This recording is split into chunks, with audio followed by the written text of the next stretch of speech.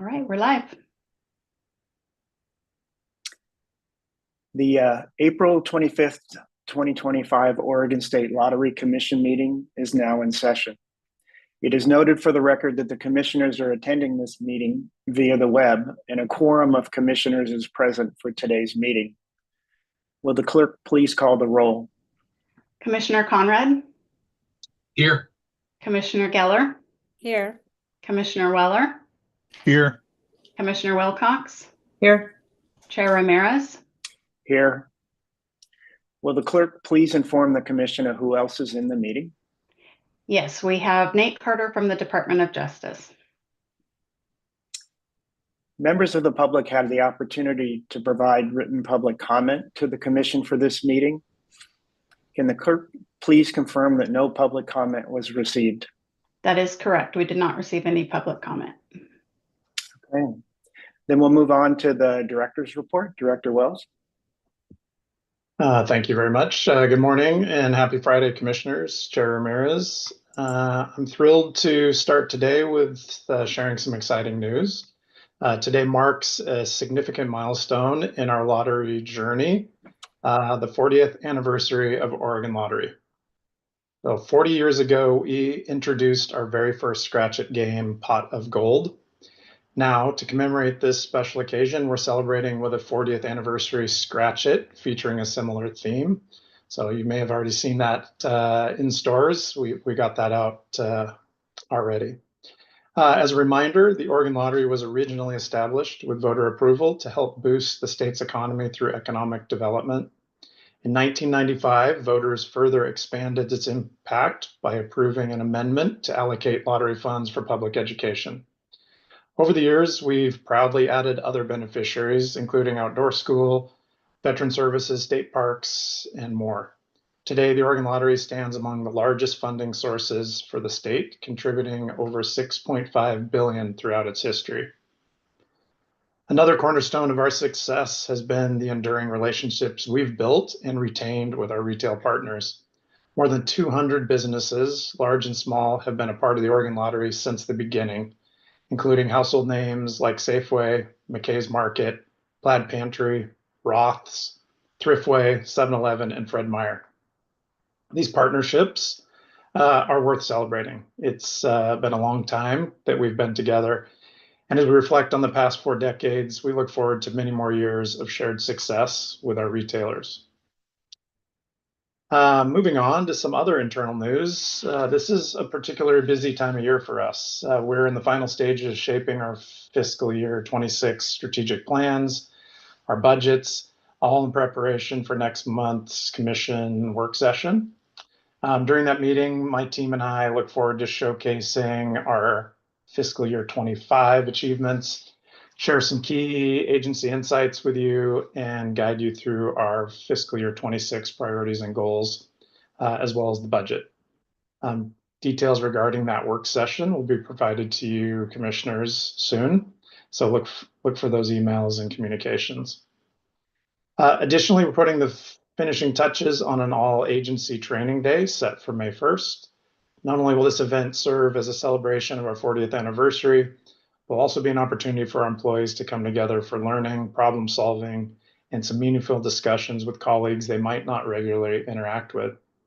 In today's hybrid work environment, these gatherings are more valuable than ever for us and our staff, as we are able to enhance collaboration, strengthen morale, and foster more connected and dynamic teams.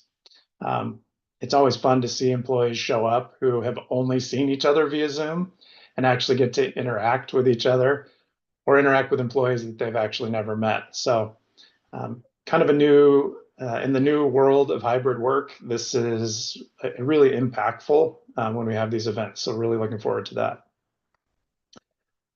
Moving on to some legislative news. There are about 2 months left in the 2025 legislative session. Several bills relating to lottery continue to move through legislature. For the latest legislative session news, we do have some more detailed information in your packets. So rely on that, but as major changes occur, we'll be sure to keep you updated. May 4th, through May 10th, we celebrate Public Service Recognition Week, taking time to offer the dedication, contributions, and invaluable connections between public employees, state agencies, and the communities that they serve. This year, we're proud to recognize 3 exceptional lottery employees who were nominated by their colleagues and selected for their outstanding work, dedication, and positivity here at Lottery. I'd like to highlight those 3 employees. The first one is Katie Hudson, who works in retail contracts as one of our retail contract specialists. She's been with the Oregon Lottery for 18 years and was noted for her ability to successfully streamline multiple processes. She brings a positive spirit, even when the workload seems daunting. Crystal Smith, our responsible gaming program manager, who's been working here for 26 years.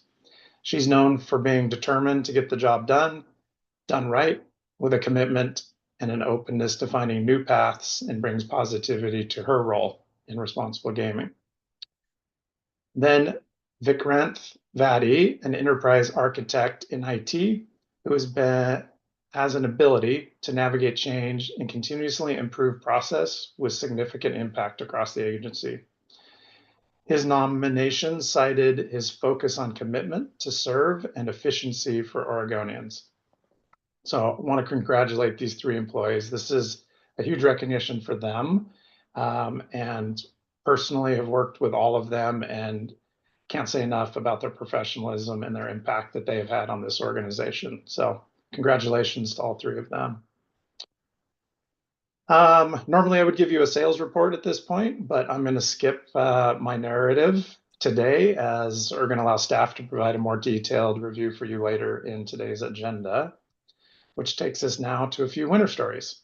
So I'd like to start off with actually a winter update, which is a little different than our typical stories I provide. So likely you remember last April that Charlie Safan became one of our 3 fortunate winners of Oregon's largest lottery prize in history, a $1.3 billion Powerball jackpot. As the anniversary of this life-changing event rolled around, staff went and checked in on Charlie to see what he's doing these days and provided an update to the media. A full story was picked up by KATU TV in Portland, and they featured that story on their website if you want to look into that further. But as an update, Charlie continues, unfortunately, to battle cancer, but remains focused on his health and is doing well right now. He still resides in the Portland area, where he has indulged in buying a bold-looking Lamborghini. So you may see that driving around the Portland area. He's also invested his winnings in the local community. Despite his remarkable luck last year, Charlie still plays Powerball and Megabucks every week, and is hopeful to have another big win. Moving on to some other winter stories, Terry G. of Albany found out from her boss that her name was on the website, Oregon Lottery website, as a second chance winner. When she went to check it herself, she discovered she had won $50,000 from a holiday scratch it reindeer games.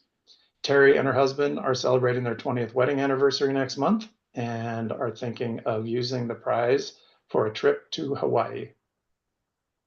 Finally, we had a sports bettor from Portland place a $53.30 14-leg parlay on multiple international soccer leagues. After winning all selections, that $53 and change wager won him a $20,463.39 prize. And with that, that concludes my report for this month. So I'll pass it back to you, Chair Ramirez. Thank you, Director Wells. So we'll move on to the minutes from the last meeting. So the minutes of the previous commission meeting have been circulated to the commission in advance of today's meeting. If there are no changes to the minutes, is there a motion to approve?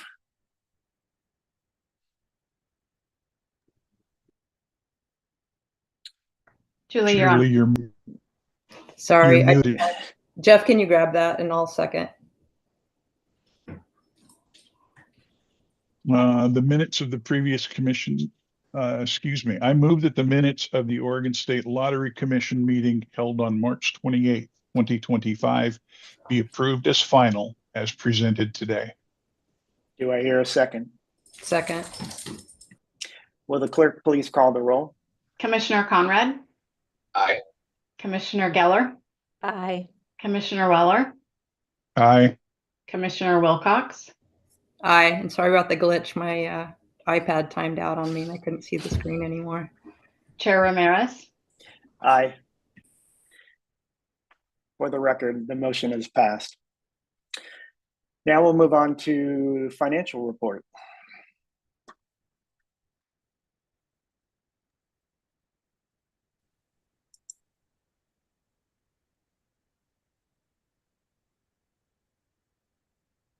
Bear with me as I share my screen.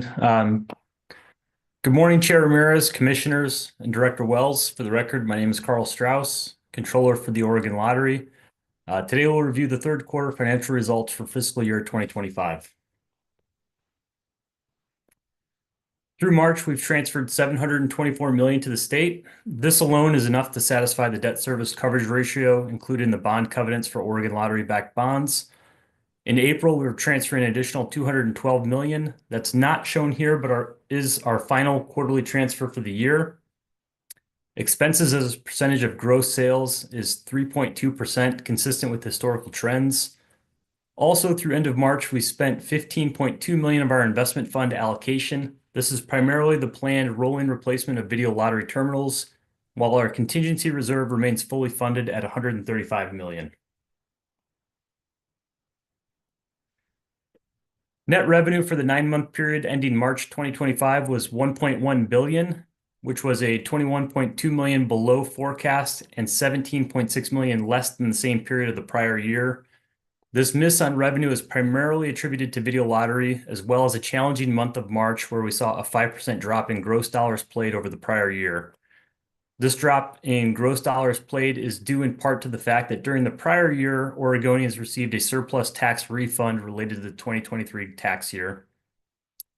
Gross sales on traditional products was resilient, but offset by slightly higher prize payouts. Sportsbook net revenue increased $9.1 million year over year, but this growth fell short of our expectations.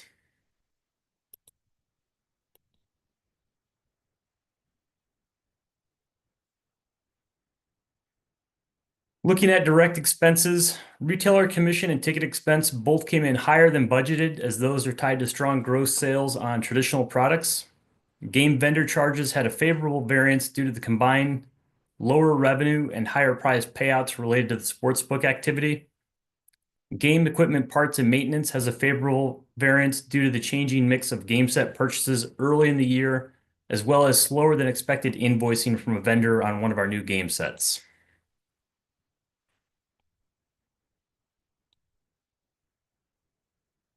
Indirect revenue had a $3 million favorable variance thanks to higher interest income, as well as $1.7 million fair market value adjustment on our investments. As for indirect expenses, labor costs under salaries, benefits, and wages stands out with a $8.6 million favorable variance.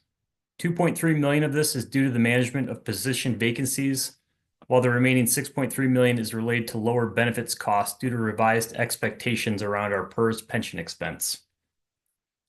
Service and supplies has a favorable variance of $2 million, driven primarily by $782,000 of savings on our retail network upgrade project, as the migration to the new network has progressed slower than initially planned.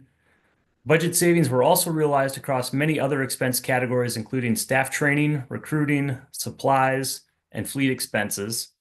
There was also some offsetting variances related to the impacts from GASB 87 and 96 lease accounting standards.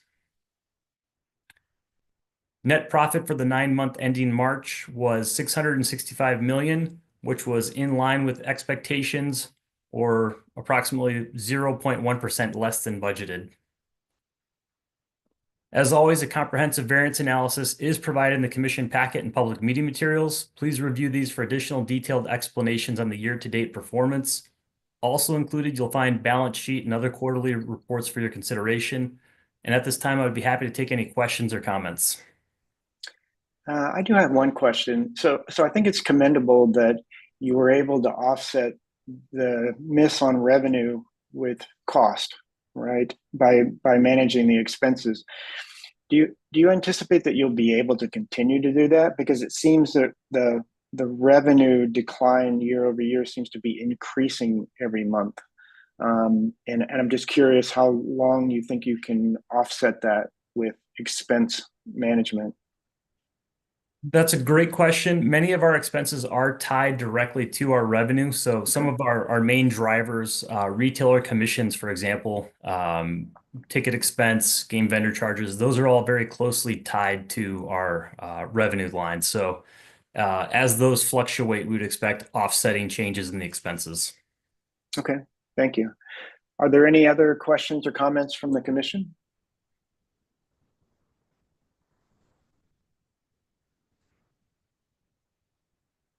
Okay, is there a motion to approve the financial statements? You're muted again, Julie. One of those days. I move that the Oregon State Lottery financial statements for the months ended January 31st, February 28th, and March 31st, 2025 be approved for the record as presented today. Do I hear a second? Second. Will the clerk please call the roll? Commissioner Conrad? Aye. Commissioner Geller? Aye. Commissioner Weller? Aye. Commissioner Wilcox? Aye. Chair Safoff? Or sorry, Chair Ramirez, my apologies. Aye. For the record, the motion is passed. Now we'll hand it over to the staff to do staff updates.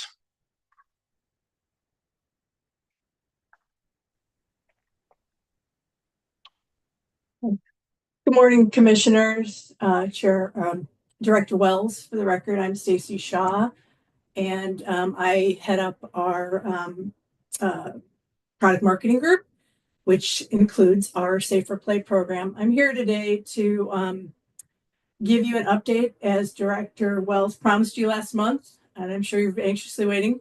Last month was Problem Gambling Awareness Month, and during that month we publish our annual impacts report. So I'm here to share that with you today. Carrie, can you head to the next slide, please? And one more. Thank you.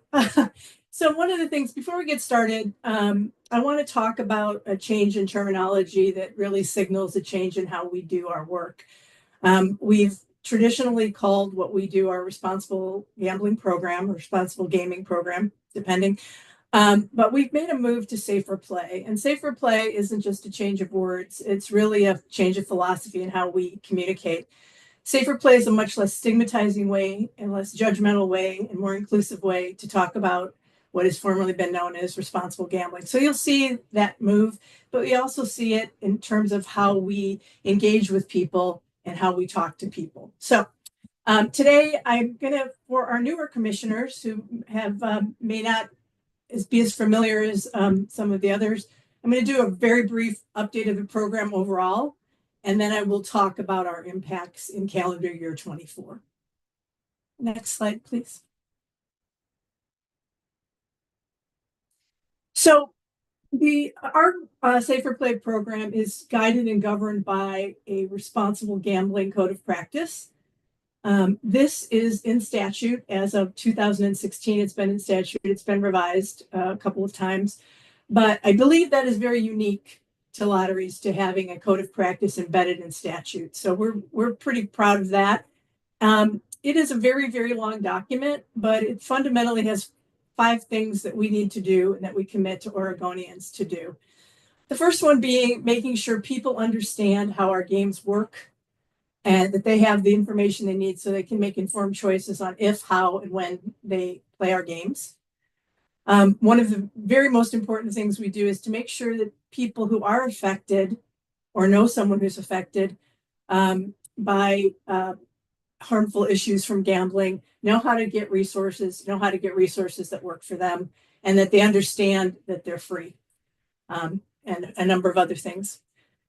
We are committed to report on what we do, which is one of the many reasons we have an annual impacts report, but we're also committed to making sure we're keeping up with what's going on in the world. So we measure and report annually and throughout the year as well. We are also very committed to engaging with our partners, particularly do a lot of work and a lot of connection with our partners at the Oregon Health Authority, the Oregon Council on Problem Gambling, and others, both locally and internationally. And we try to demonstrate our commitment to the communities in which we operate. One of the things we make sure we do is we endeavor to do things that matter. We try to avoid checkmark things and just checking off the list and doing window dressing. We try to spend where there's positive impact. So I hope you'll see that as we go through. Next slide. Our responsible gambling program has 9 practice areas per se. We do work in all of these throughout the year, but in any given year, we will be focusing on certain elements. You'll see from the impacts report as I start to get into it that last year we spent quite a bit of our energy on research, employee engagement, and player education and advertising and promotion, which is not to say we didn't do things in other areas, but this has been a real focus for us in 2024. Next slide. So I'm going to get into our annual data impacts report. Over here to the side are a few like fun, fast facts, but I will get into it a little bit more. We look at 2 things when we do our impacts report. We have annual measurements where we look at year-over-year trends so we can see how we're doing. But we also report and document non-repeatable activities, things that we've accomplished in that year that are kind of a one issue thing.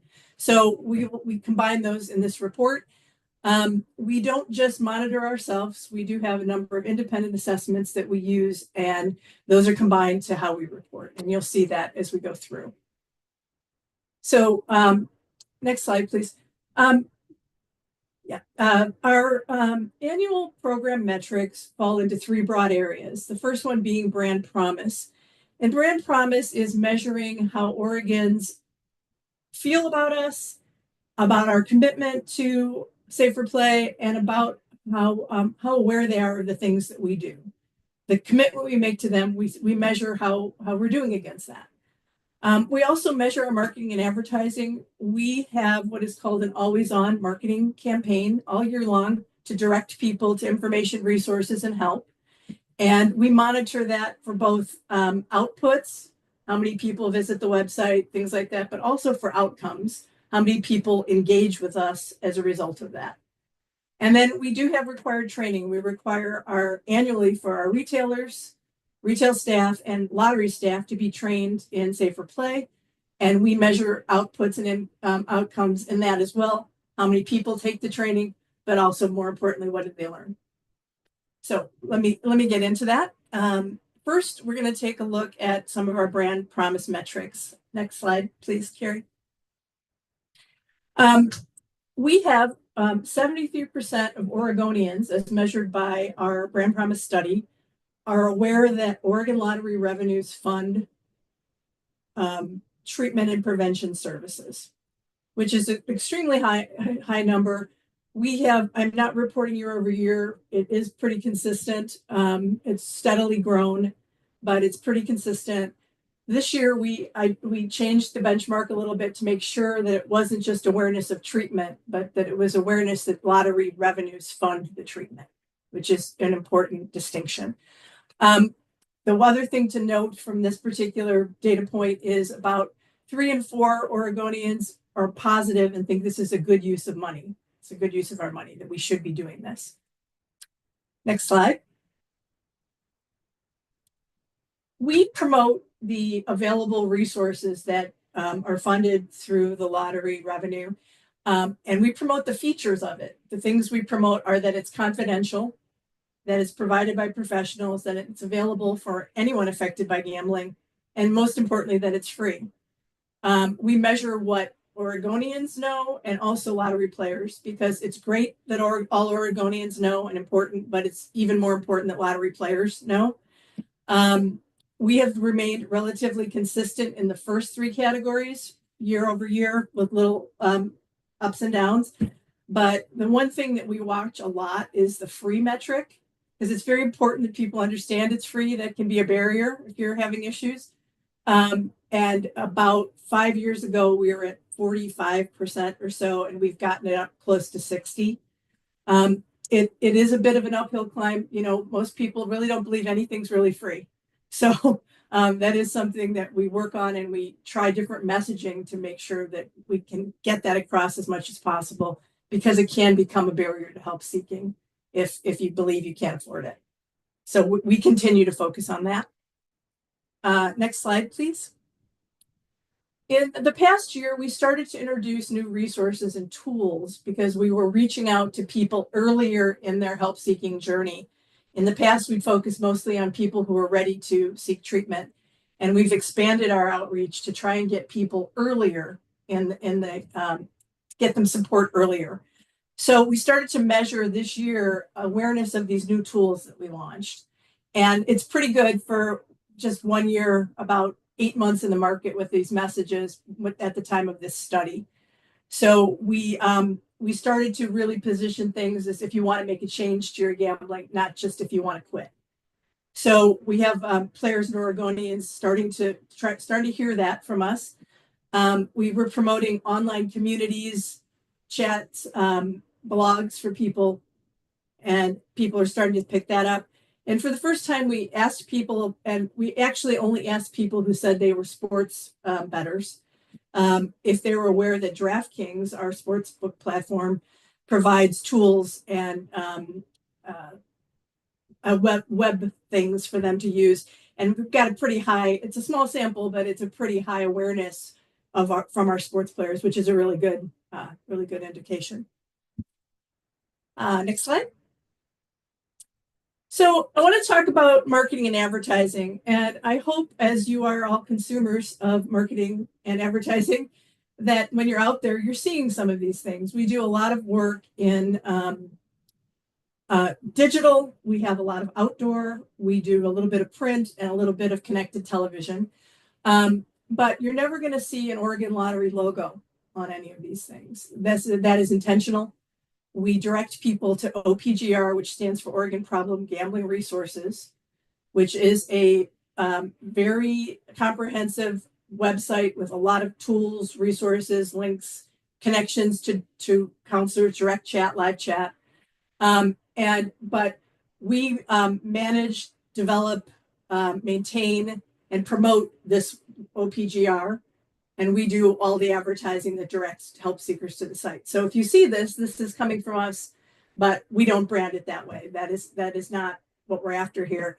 I do think it is worth noting that people understand lottery revenue support this, even though most of our work is not branded. So I think that is something worth noting. Let me talk to you a little bit about what happened this year. So next slide, please. Here. So these are two really meaningful numbers. So in 2024, we drove 644,000 site sessions to opgr.org. That was up 200% from the previous year. We started to see this increase when we started to include more than just quitting messages, more than just getting counseling messages. It aligned with us promoting moderation and change messaging. So, and we did a lot of work around that, and there was a lot of media out there promoting it. One thing that I always like to point out is that the advertising we develop and run to direct people to OPGR is responsible for 95% of all traffic, all site sessions to that site. So it's very important that this work is there so people know where to go to get the information and help. Next slide, please. But I think everybody knows that just getting people to your site is absolutely of no value if they don't do anything when they get there. So what we measure here, we measure engagements. Did people do anything other than just show up at the site? And we've made some good progress this year. Not only did we increase the site sessions, but we increased the conversions. An example of conversions are they engaged in a live chat. They looked at a find a meeting link. They texted with us. They called the helpline. They looked at this new app that we're offering. They went to the link to download an app, and they looked at Help for Others information. So it's not good enough that we get them there. We need to get them there and have them take a step. So year over year, we're up a little bit on that. Next slide. Part of the conversion process, and this with our partners at the Oregon Health Authority, is how many people actually then turn around and connect with a professional. So for the first time, we began promoting in 2024 that you could call and chat with a professional. You didn't have to enroll in treatment. You didn't have to be sent to treatment. You could just call and chat and ask questions. And we saw a very big increase in Helpline live chat. In 2023, it was 140, and it went up to 846 this year. I will say that we had a almost equal dip in calls, people calling because people would rather connect directly and chat. So we're moving along with people's communication preferences. So this live chat's been very useful and shows up in surveys a lot. Is very glad to see that on the site. Next slide. The other element of the annual metrics is the training that we do. And we've pulled some quotes. I'm not going to read them to you, but we require people who offer gambling to our customers at retail to be trained in responsible gambling on an annual basis. Last year, we trained the lottery product retailers, the grocery convenience group of retailers, and we ended up training over 4,000 of their retail staff. This is an average of 2.4 staff trained per retailer. We measure knowledge retention and attitude from retailers before and after they take the training. And one of the metrics we use is the percentage of retailers who agree that it's their responsibility, along with the lotteries, to promote safer play. And so we had an overwhelming majority agree to that. And 2.4 average, we have a KPI to continue to increase that. And this has been holding pretty steady for the last couple of years. Next page, please, Carrie. The lottery employee training, obviously we require all of our staff to take a foundational Safer Play training, which we updated this year to introduce the Safer Play concept and talk about all the new tools we have. We had 450 employees trained. Over 98% of them agree that it's good for business. And the staff were able to see how this connected to their job of being a brand ambassador for lottery. And again, some quotes from people who enjoyed that and really appreciate the move to Safer Play. Next slide, please. So those are the annual year-over-year metrics, but we did have some significant accomplishments this year, particularly in research, and translating the research findings into new marketing, and some role-specific training for our staff. So next slide.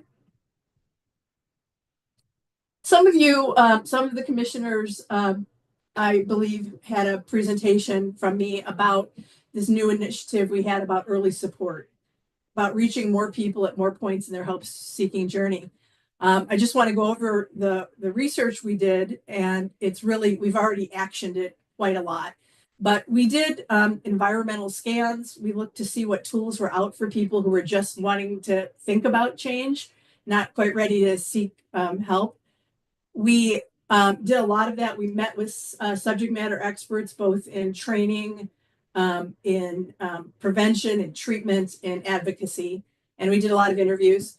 Then we reached out to people who we recruited who had expressed they were beginning to experience some issues with their gambling. We had them complete digital diaries over 2 days, 57 people. And we explored their motivations for seeking help, what they did, how they did that, how they went about seeking help. And then we took a subset of those people and did in-depth online one-on-one interviews. They were interviewed by a industry expert and also who happens to also be a former clinician. 26 people, and we really dug deep into how they got, what their journey was. And we also had them give us feedback on new marketing and web content that we were planning to implement. So we had a lot of really positive outcomes from that. We piloted a new gambling specific health app called Evive, making that available to Oregonians. And it provides help for whether you just want to be mindful, if you want to reduce, or if you want to quit. Our partners at the Oregon Health Authority made this app available for their counselors so they could use it in conjunction with them, with their patients, with their customers during treatment. So we were all promoting it and using it. And it's maybe next time we meet, I'll tell you how that's going.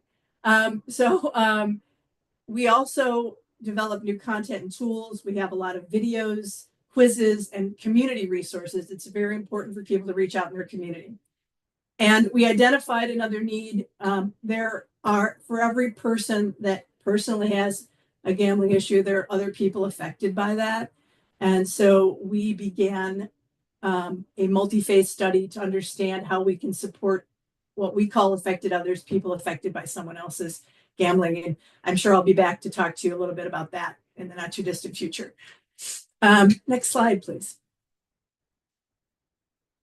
Part of actioning what we learned in the research is understanding what people, the big questions they had, the barriers that were being presented to them when they thought about getting help. So we developed a lot of video content, which I believe the links are in the impacts report that was sent to you. I'm not going to play any of it today. That's too risky for us with connectivity. But some of the big questions people have is, how much is too much? People, when they start to experience trouble, they wonder how they compare to other people. How much is too much? We, as I said, in the past, have spent a lot of time trying to tell people it's time to quit, but you don't have to quit to get help, but you have to set a goal. So we talk to people about how to set a goal for the change that they want to see on their terms.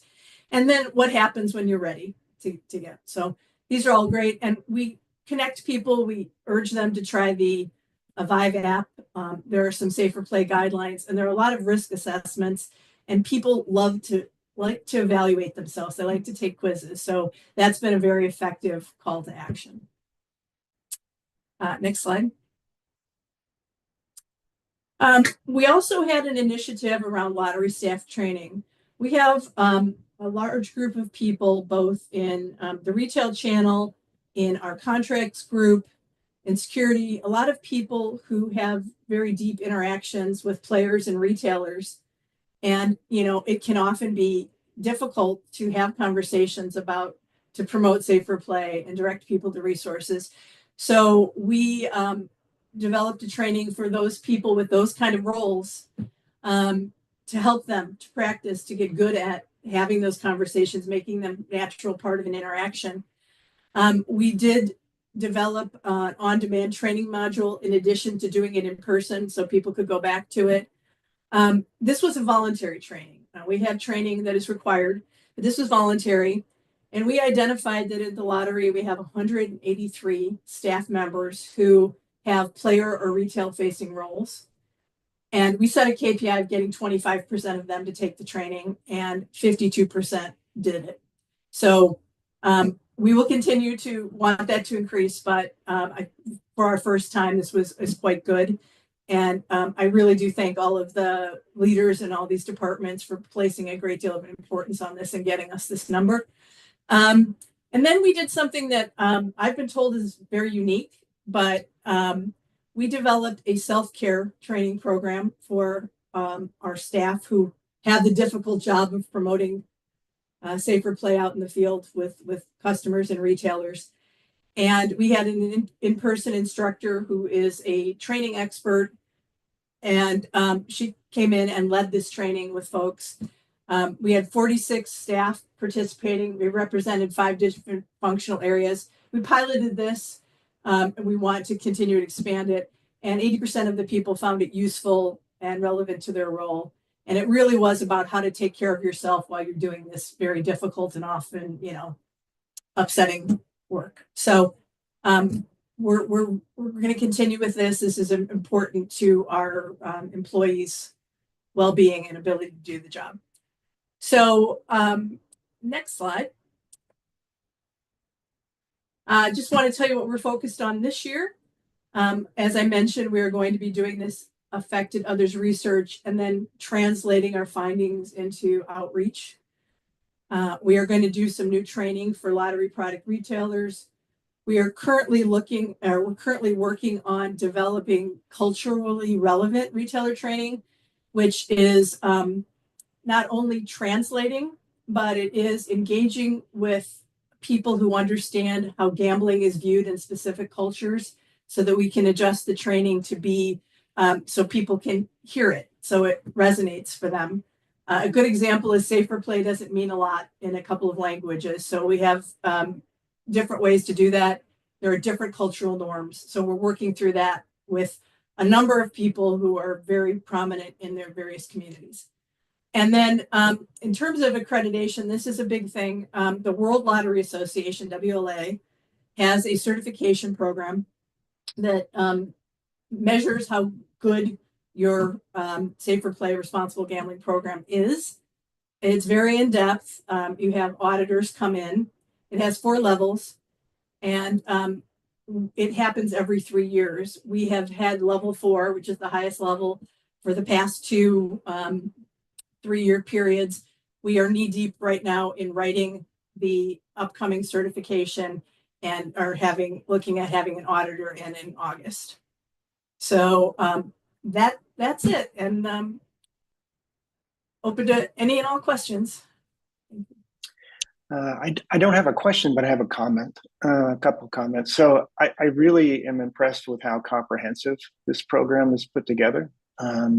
And also very appreciative that the lottery takes this seriously and, just don't check a box, that I can sense there's passion there to do what's right. So good work. Thank you very much. I think it's impressive that it's really across the whole agency. We wouldn't be able to do this if it was just a few people, with the right titles. So thank you. If I could go, I've got sorry, I usually use hands. Sorry, don't know. I keep forgetting if that's the right method or not in this meeting. I've got a couple questions, if that's all right, if we have time for that. Yeah, of course. So the first, I'm going to kind of combine a couple too, and I agree with Chair Ramirez. I appreciate the comprehensiveness of it. You answered a lot of my questions throughout your presentation, so thank you very much for that. I was wondering if you could talk and kind of combine 2 different things in one topic, but talk about the free professional services and operationally what that looks like and how that looks with the collaboration with OHA. And some of what I'm interested in knowing is the financing of it and how is that funded and how is the money transferred. So if the federal government, if grants are going to impact OHA, is there a chance that OHA is not going to be able to uphold their end of the bargain? Is that going to look like it's going to be more expensive on our end of it to continue to carry out that services and those partnerships? So that's the first one. I've got a couple more after that one, but curious on that. Well, Commissioner Conrad, that's like 7 questions in one. So I'm going to do my best for you. Relative to how this works is this is a transferred amount that goes to OHA, who then determines where it goes within their system, right? They have a system of prevention and treatment providers who then get funding, and the helpline gets funding.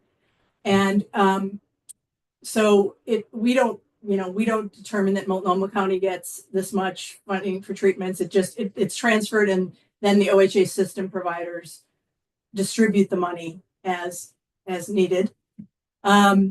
Relative to if they get federal funding cut, I did speak with our contact last week about that. And she didn't have anything particularly definitive to say, but I don't want to speak for her. I don't think that it's going to impact what we can do with the funds we have, because a lot of it, the majority of it comes through this. So I don't think we'll see an impact. I think we're all watching. And I know they're watching, we're all watching to see where impacts can sneak in, but I don't think we're going to see a causal relationship to this money. I appreciate that. And I know there was a lot in there, but that's helpful. I appreciate it. The next question I've got, and this might be for Director Wells as well. You showed a survey about 98% of the employees agree that responsible gaming is a good thing or is good for the brand. Mhm. What about the 2% that don't? Were they surveyed subsequently, and why do they think it's not? And or was that just a function of how the question was asked? I don't think it's good, but it's not necessarily bad. Just curious on that 2%, if you can elaborate on that group. I don't know the definitive answer, but I'll tell you the survey is you take the training, and at the end of the survey, you answer some questions to measure your knowledge retention, and then you take an opinion survey, which has that particular question. I'm going to guess it is somebody who just didn't answer. I don't think that we have 2% vehemently disagreeing that it's the right thing, but that I don't know for sure. And they weren't surveyed separately. We didn't follow up with people because it's anonymous. Appreciate that. And if everybody indulge me, I got one last question. Again, it was very comprehensive. You talked about a number of different pilot programs, and usually pilot programs come about because of some other work that happened that set that foundation to try a different path and a different avenue. I'm just curious, what are some of the endeavors that you've undertaken that really haven't worked, and or that had subpar outcomes that kind of led to some of these pilot programs? Just trying to understand that foundation a little bit, and kind of a little bit how we got to be today with some of these very specific pilot programs. That might be a long answer as well, so whatever works for you. I'm happy to get an answer, more in depth later on if that's easier for you than on the spot right now. I will attempt to address it, and we can talk about deeper answers. But I think that the first thing that we did, the thing about early support, we kept seeing. So we had focused primarily on saying, if you have a problem, you need to quit, you need to get into treatment. And then we started working in this early support area. We did the research. But what I think one of the things that prompted us was seeing the Sober Curious movement come up for alcohol and mostly alcohol, about, you don't have to, you can minimize harm without forcing people to quit. Our survey told us, our research told us that 67% of people start out not wanting to quit. They want to figure out a way to do it without hurting themselves. And we've been very rigid, and we started to see that, and that prompted us to do the research and then to start testing and measuring the measurements there. So from that particular body of work, it was seeing what was going on in the world in terms of health, well-being, and minimizing harm by not trying to force quitting. So that we started doing that there, and throughout, as we put out new content, we see if it works, and then we change things ongoing. So it's kind of iterative.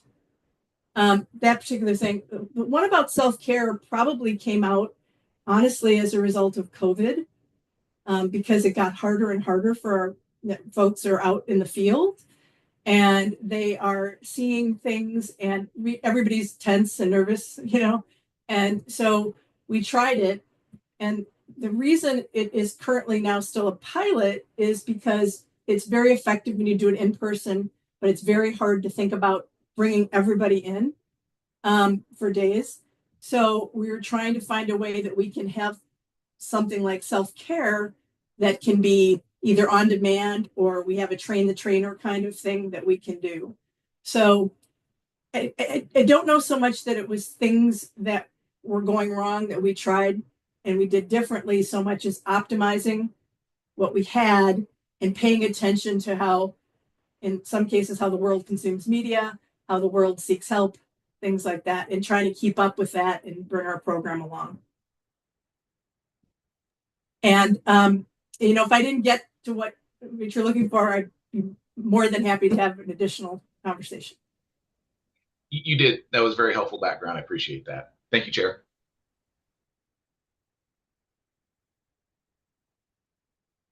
Thank you very much.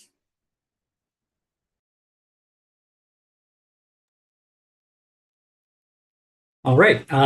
Thank you, Chair Ramirez, Commissioners, and Director Wells. For the record, my name is Noel Coombs, and I'm a data scientist here at the lottery. Before discussing our sales figures, I'd like to mention a few external factors that negatively impacted sales for the lottery in Q3 this fiscal year relative to Q3 last fiscal year.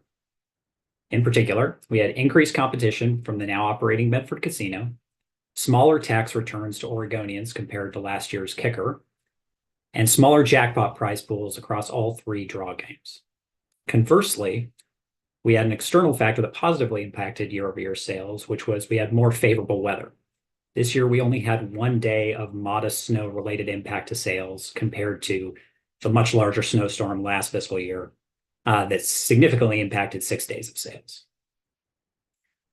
On this slide, you can see the lottery's third year quarter fiscal year 2025 product sales performance. Sales performance for Q3 is compared here to the December 2024 forecast, as that was the most recent forecast available at the start of Q3.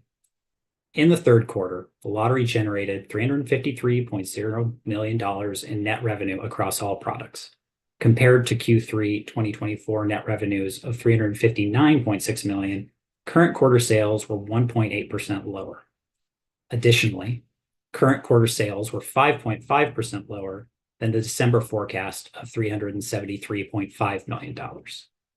These sales resulted in expected transfers of $220.6 million, a 2.6% decrease from the same period last year, and a 5.9% decrease relative to the expected transfers from the sales activity projected by the December forecast.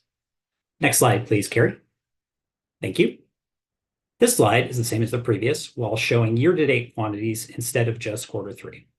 These amounts are compared to the June 2024 forecast, as that was the most recent forecast available at the start of this period. Year-to-date, as of the end of Q3, the lottery generated $1,058.8 million in net revenue across all products, a 1.6% decrease compared to the same period last year, and a 4.6% decrease relative to the June forecast made prior to the start of the fiscal year. Similarly, year-to-date, as of the end of Q3, the lottery has generated $665.6 million in expected transfer based on all product sales activity, which is 2.2% lower than the same period last year and 4.5% lower than expected based on the sales projections in the June forecast. Next slide, please. This slide shows year-to-date gross revenues, net revenues, and prize expenses per product. Total year-to-date gross revenue across all products was $12.8 billion, with video lottery making up 92.4% of gross revenue and 82.4% of all net revenues. Across all products, 91.8% of gross revenue was paid out in prize expenses. Next slide, please. And finally, this slide shows the biennium to date net revenue numbers by quarter. The final quarter in the biennium of FY 2025 is forecasted to have sales, net revenue sales, of $386.1 million. And that's all I have. Are there any questions? So I noticed on that last, the next quarter, that number is so much bigger than any of the ones before that. How much confidence do you have in that revenue number? So we are about to get another forecast imminently. It was possibly going to be shared with us yesterday, possibly today. I imagine that forecast will come down in the one that we get tomorrow.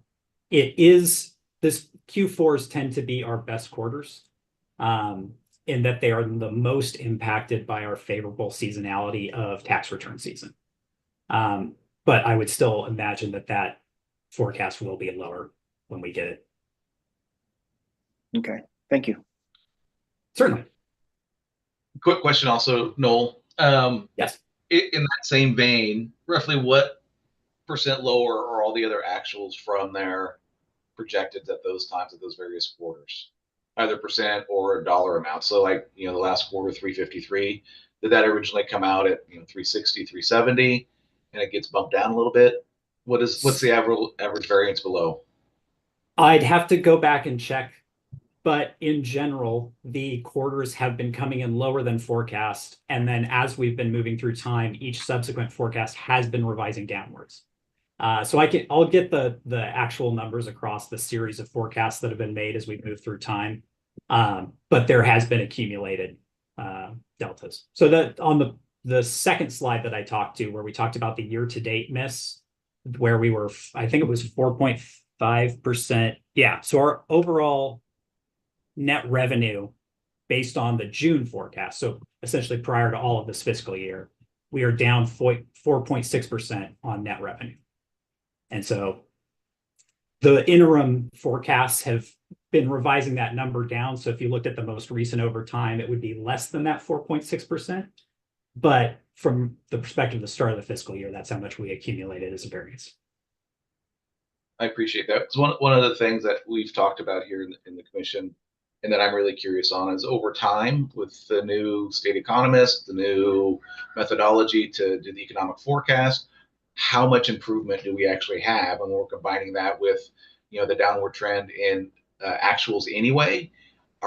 Where are we at with that variance, and are we getting that delta to be smaller and smaller, or do we still have amount of uncertainty that we're not accounting for in some way, shape, or form? And just so that 5 or 10 years from now, we're in a much better spot than we are now, because we're watching that and monitoring that, continuing that revision.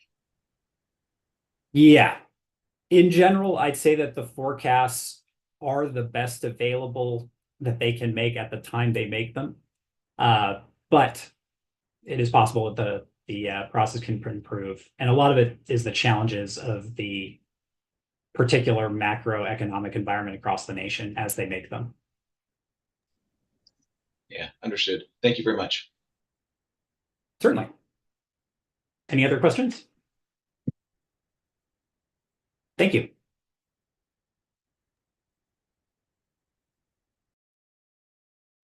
Good morning. Good morning, Chair, Commissioners, Director Wells. For the record, my name is Tina Erickson, and I manage the lottery product portfolio. Today, I just have a couple of slides to go over how our Scratch portfolio of games is performing. And right now we are up. As we mentioned, we introduced the 40th anniversary Pot of Gold ticket, and that is performing very well. Just as a little note here, that particular game is supposed to be in market for about 9 months. We launched it in January, and right now it looks like it is going to sell out probably in middle of July. So we'll be replacing that with another $30 game. What we're hearing is customers like the fact that the top prize is a $40,000 prize, and there are more of them. And just kind of looking at early results of how a 30 has performed within the market. We launched our first one with the holiday, and then this one followed up. And it's about 3% of our overall sales right now. And then we also see strong performance on our 20. Any questions? All right, next slide, Carrie. I have a quick question, Carrie, if you have a second. Oh. On that.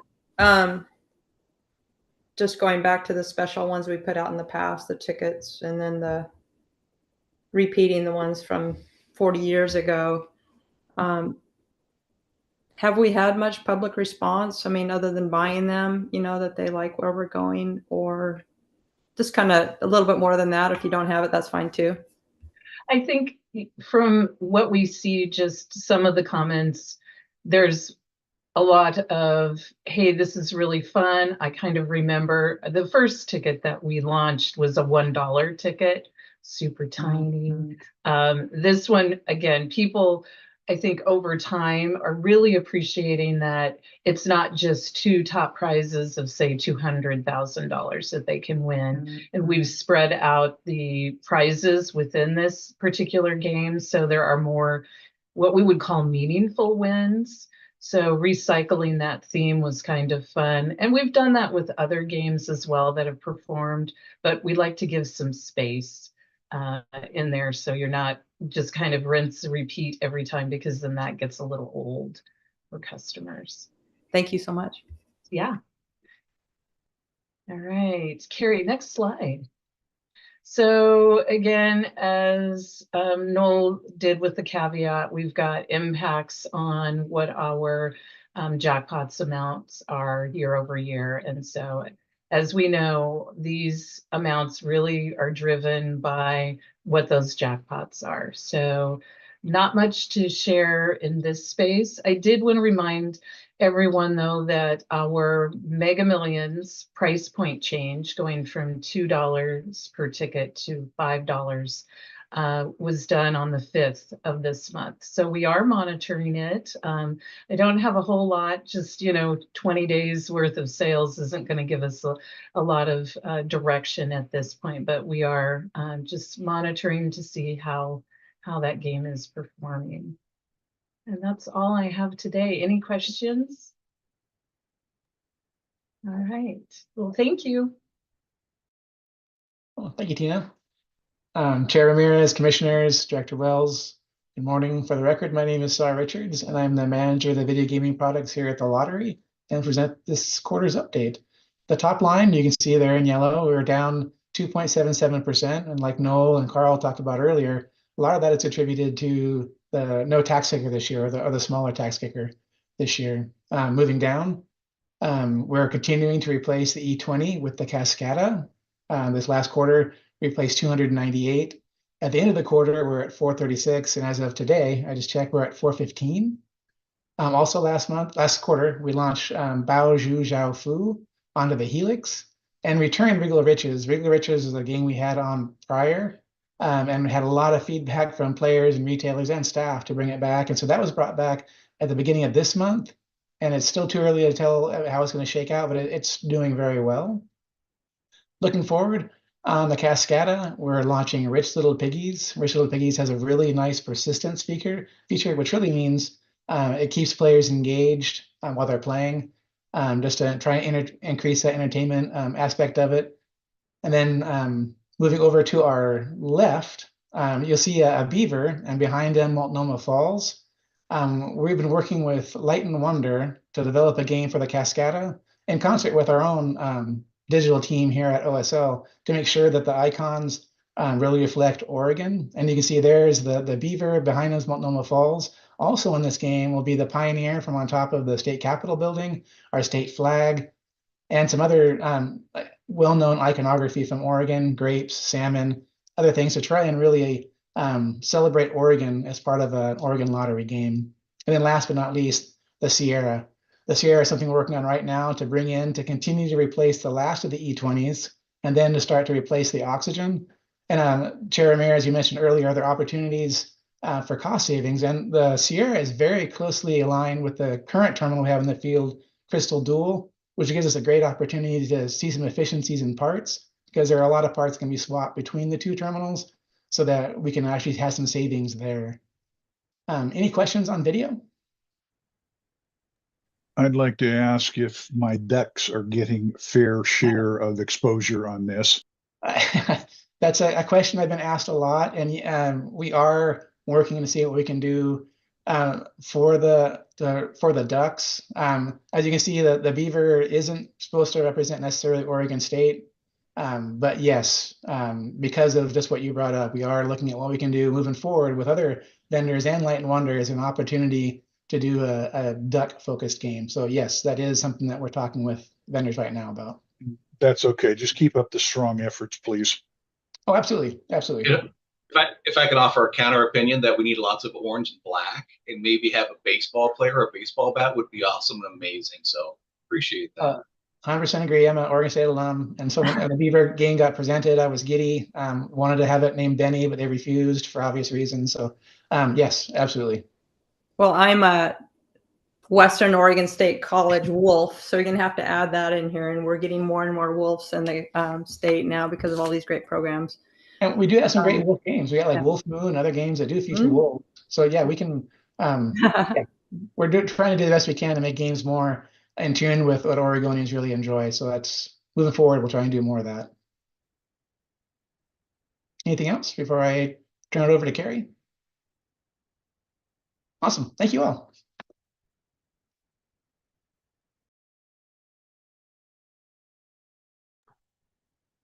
Bear with me. Let me just make sure I can switch everything over. Can you hear me okay? Okay. Make sure I didn't miss up my screen share. All right. So Director, commissioners, and Chair, my name is Carrie Hemphill, and I am the Sports Betting Product Manager, and I'm here to give you the quarterly update for our sports product. So Q3, we did see a drop in volume from Q2, but that was expected as football was winding down with the accumulation of Super Bowl in the end of February. Overall turnover came in at $219.2 million. So turnover for some of you guys that are new is the dollars wagered on the sports product. And our results, though, were excellent at gross gaming revenue at $29.5 million. We have seen slowing in our turnover or our dollars wagered growth over the last couple of months, with most of the drop-off coming from our non-traditional sports. So, for example, table tennis, and soccer are some of those that are trending lower in growth, with tennis having the largest drop. We anticipate that natural attrition with some of our larger bettors, as well as some variances in the sports schedules year to year, may be driving a little bit of this softening, but we will continue to monitor that and determine if it's an anomaly or if it's actual slowing. So it's the first time we've kind of seen that happen, and I will report back as we see more time factored in. We do remain optimistic, though, as although the dollars wagered are lower, our overall growth in unique active players and our gross gaming revenue continues to build at a solid pace. So you'll see on the screen year-over-year growth for the quarter of Q3. Number of bets was up 6.8%. Our dollars wagered was up 5.8%. Our gross gaming revenue was up 18%, and our unique active players was up 12.2%. So again, we did see a little bit of leveling off in some of the sports, but overall, the dollars wagers was still positive. Football and basketball were our primary sports, making up the quarter of the most popular ones. Basketball led the way with $95 million in turnover, and that was a 10.8% increase year over year. And gross gaming revenue for basketball was $12 million, and that was an 11.7% increase year over year. Football, with the NFL playoffs and Super Bowl filling in the quarter, posted great numbers. It seems far away to talk about Super Bowl, but it was in the quarter, so I do want to mention that. Overall, NFL football numbers, the margins were exceptionally high at 26% and contributed to $8.8 million in gross gaming revenue, which was a 49% increase over last year. Super Bowl itself posted record numbers for us. I've got some of the numbers here on the screen. It was driven by over 67,000 unique bettors coming in to place a wager during the game and accounted for over 456,000 wagers on that single event alone, which was a record for us for one single event. It pushed along the proposition wagers for Super Bowl. So some examples of that, individual player props, like who's going to make the first touchdown, or anytime scoring touchdown, anytime during the game, a specific player. On top of that, your coin toss, is it heads or tails, your Gatorade color, Super Bowl MVP, all of those proposition markets really helped us push our GGR numbers to 2.9 million for that single event alone. It was a very successful Super Bowl for us. Moving on quickly, table tennis volume flattened in the quarter, as I previously mentioned, but the business does appear strong in other categories. Number of bets were up, unique active player percentages were up, and our gross gaming revenue all logged big increases. A handful of our more consistent bettors stopped playing the last quarter for whatever reason, but we did see more bettors overall. So that helped margins increase, generating over $2 million in gross gaming revenue, which was a 44% increase for table tennis over last year. We also experienced about a week of disruption in our BetRadar feed, which is our data feed. It's a third-party feed that can be seen in these numbers a little bit for table tennis. It was isolated to just table tennis. It was about a week in March that feed went down. So numbers can reflect that a little bit. Everything's been fixed since. And that wasn't just isolated to us in Oregon. Soccer, tennis, and MMA, as well as ice hockey, were our next tier of business. And this group's turnover slowed slightly, but still added 6.4 million to the quarter. MMA is a standout performer, as it usually is in Oregon, and it posted excellent margins in the quarter. Finally, registrations. So new registrations came in at 16,641.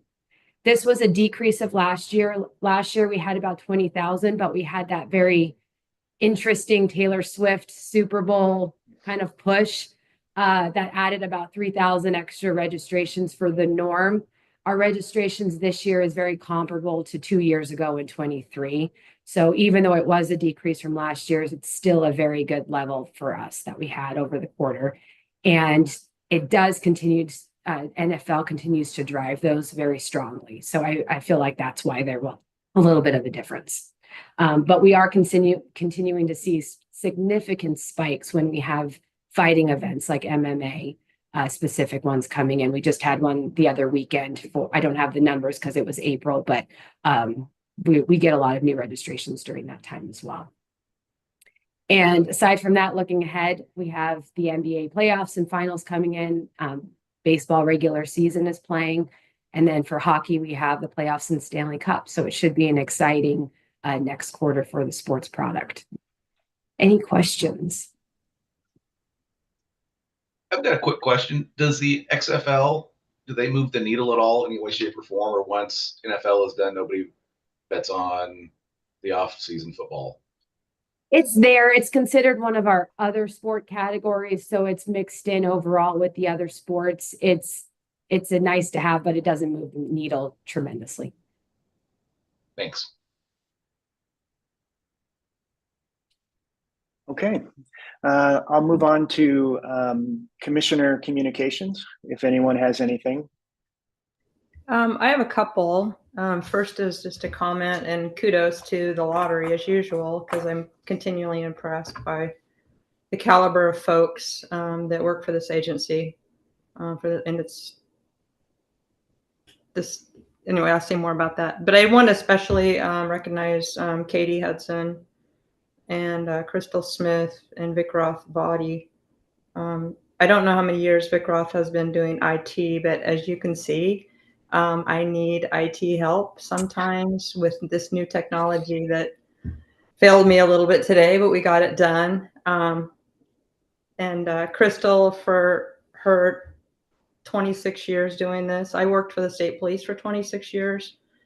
I don't know if most of you know that one person on the commission has to have at least 5 years law enforcement experience.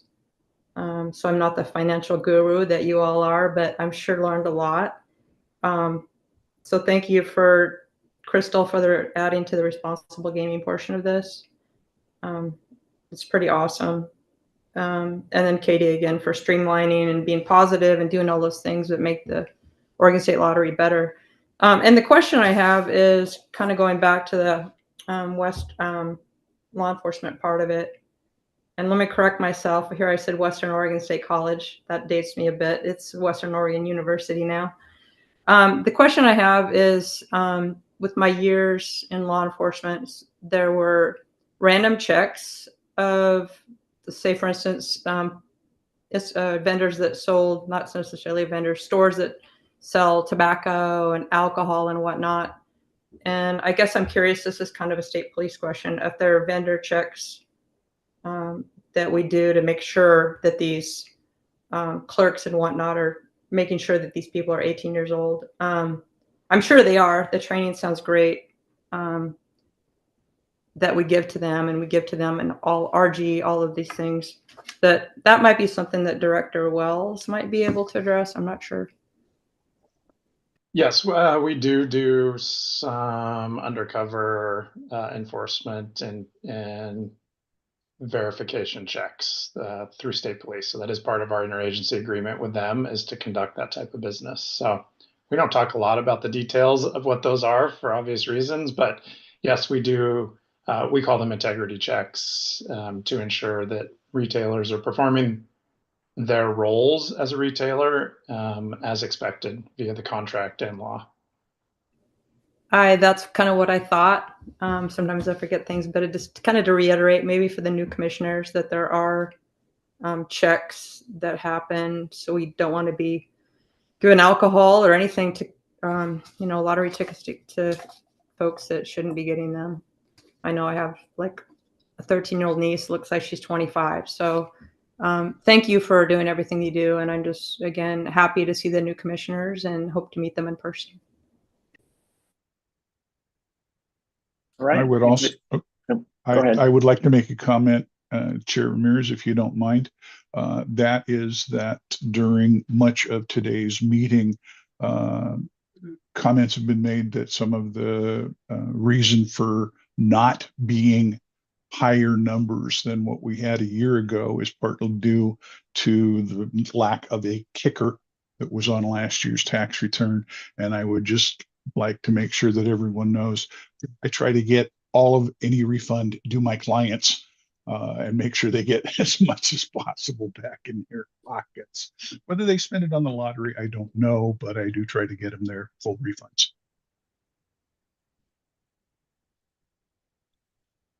All right. If there's no other comments, then this concludes today's meeting of the Oregon State Lottery Commission.